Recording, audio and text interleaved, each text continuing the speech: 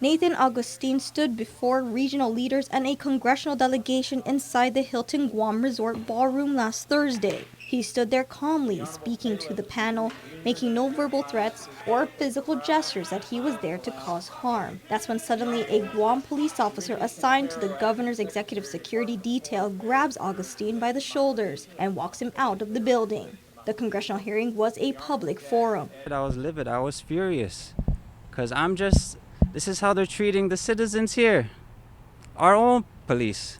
And I didn't threaten, no threats. I did not lunge at, nothing,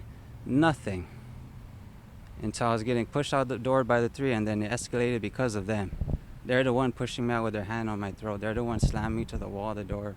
The video speaks for itself. Augustine was one of the members of Protehi Texan Save Retidian who showed up to the event with plans to be heard by elected officials. He was just the first of a handful more of protesters that attended the Committee for Natural Resources congressional hearing, each one deciding to walk up to the stage with signs before also being taken out of the room. The group also sharing video showing Augustine being shoved out of the hotel doors by police. One officer was even seen reaching for his waistband. After public outcry over the brief interactions, Guam Police issued a statement, quote, "Protesters aggressively approached the stage area, prompting a cautious response from our officers. We would like to emphasize that our mission is to protect all individuals involved and prevent any disruptions during official hearings."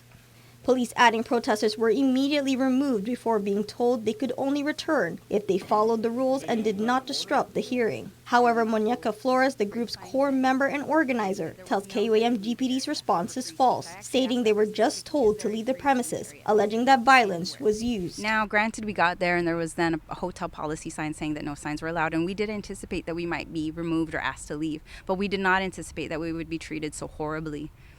We don't think that that was justified at all. We approached peacefully and calmly and respectfully.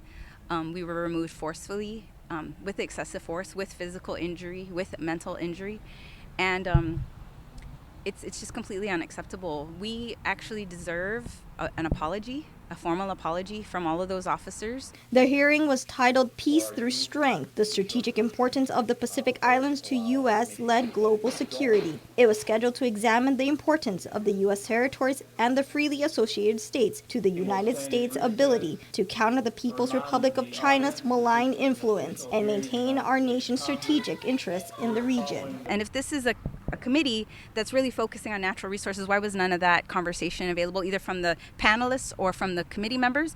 Why was it just an agenda to talk about security issues? Guam Delegate James Moylan's office confirms they welcomed the protesters, adding a certain level of decorum and respect had to be maintained in the room. We as concerned citizens, we have a right to protest.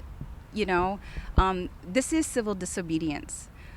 This is our right. This is how we see changes happen in our society.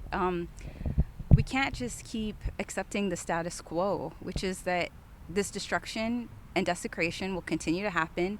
The contamination of our environment will continue to happen. We will be put in harm's way by being made a target for war, and that we will be on the front lines for another war. The congressman's office also emphasizing the visiting members of Congress traveled all this way to show their support for our island community, and these relationships will be key to addressing the issues that are of importance to our island. Delegate Moylan is planning to bring more members of Congress to Guam throughout the year to learn about what Guam needs and how they can support the community on a federal level. Juliana Hernandez, KUAM News.